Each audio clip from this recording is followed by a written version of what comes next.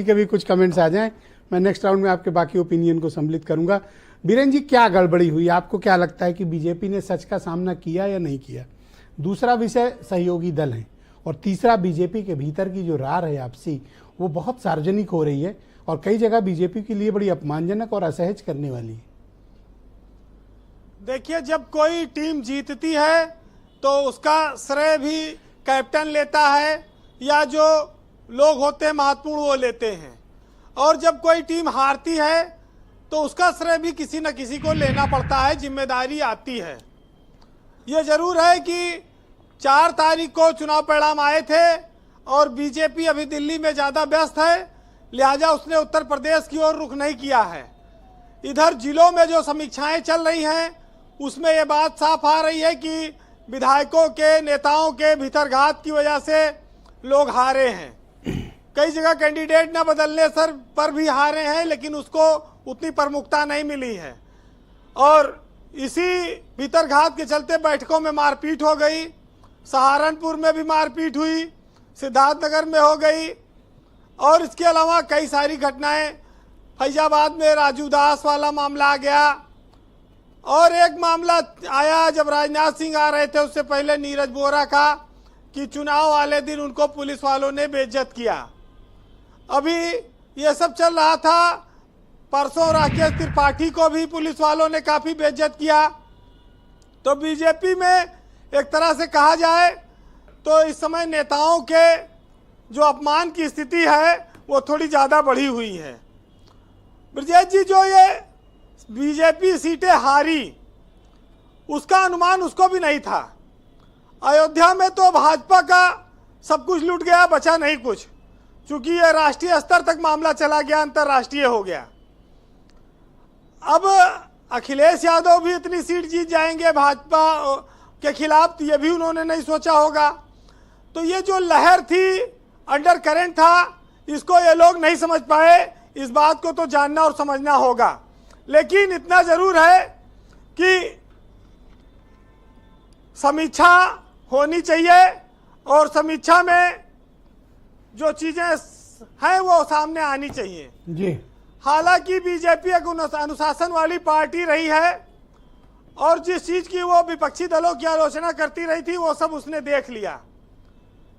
जूता कांड भी देखा गया था संत कबीर नगर में एक बार, और इसके अलावा कई बार विवाद होते रहे, वो चीजें सामने आती रहीं। तो अब बड़ी कार्रवाई करने का वक्त है। ऐसा लग रहा है कि भाजपा में ये चीजें आने वाली हैं जी। ब्रजेश जी, भीतरघात के साथ साथ जब सहयोगी दलों पर नजर डाली जाएगी तो ये बात समझनी होगी कि उत्तर प्रदेश में बीजेपी के सहयोगी दल उतनी मदद नहीं कर पाए जितनी मदद की उनको उम्मीद थी। राजभर को आखिरी वक्त में साथ लिया था, जयंत चौधरी को भी इंडिया गठबंधन से अलग करके लोकसभा चुनाव से पहले लिया कि कुछ ताकत बढ़ेगी। लेकिन देखिए, जो लोग सत्ता में होते हैं उनको जनता के मिजाज को भी समझना होगा, और ये देखना होगा कि हम चाहे जितने दलों के गठबंधन कर लें, लेकिन जब जनता खिलाफ हो जाती है तो वहां पर कोई तिकड़म, कोई हिकमत चलती नहीं है। वैसे 10 साल से सत्ता में रहने का जो एंटी इनकम्बेंसी थी, जो संविधान का मामला था, आरक्षण का मामला था, उसमें बीजेपी हारी। लेकिन बीजेपी एक और चीज में हारी, जो उसने 400 का नारा दे दिया। हर आदमी को लगा कि हमारे यहाँ सांसद तो बेकार है, ये जीते न जीते, मोदी ने 400 कहा, जीत ही जाएंगे। ब्रजेश जी, अगर आप कहें तो एक छोटा सा किस्सा सुना दूं।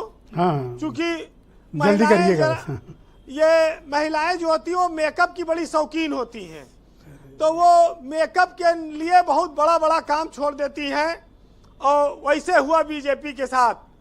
हुआ क्या कि 2 सहेलियां बहुत दिनों बाद मिली, तो उन्होंने, पहली सहेली ने कहा कि अब ये बताओ कि तुम्हारे पति के सामने की 2 दांत टूटे हुए हैं, तुमने क्या देख के शादी कर ली? तो उसने कहा कि क्या बताऊं बहन, जब 2020 में ये आए थे देखने, तब उस समय कोरोना चल रहा था, मुंह पे मास्क लगा हुआ था, तो दांत देख नहीं पाई, दांत टूटा था। और फिर जब शादी का समय आया 2023 में, तब भी कोरोना चल रहा था, तो जिला प्रशासन ने कहा कि शादी के लिए केवल 2 घंटा की अनुमति है। तो अब ऐसे में बताओ कि हम 2 घंटा अपन ब्यूटी पार्लर में मेकअप कराते कि आदमी का दांत देखते। तो अब टूटे दांत के साथ ही गुजारा करना पड़ रहा है। तो ऐसे ही हाल जब 400 पार का नारा हो गया, तो वो देखे कि हमारा सांसद किसी काम का नहीं है, कोई बात नहीं, देश का लक्ष्य देखना है, उस चक्कर में ये लोग रह गए जी। बहरहाल एक साहित्यकार ने लिखा है, थोड़ा आज समझने वाली बात है कि खत के छोटे से तरासे में नहीं आएंगे, गम बहुत ज्यादा है लिफाफे में नहीं आएंगे, और छोटे से वक्त में ये बात नहीं हो सकती, दर्द इतना है कि खुलासे में नहीं आएंगे, और उसकी कुछ खैर खबर हो तो बताओ यारों, हम किसी और के दिलासे में नहीं आएंगे। और जिस तरह आपने बीमार से रुखसत ली है, ये साफ है कि अब जनाजे में नहीं आएंगे। बहुत शुक्रिया वीरेंद्र जी, आपका बहुत बहुत धन्यवाद ग्राउंड जीरो से जुड़ने के लिए।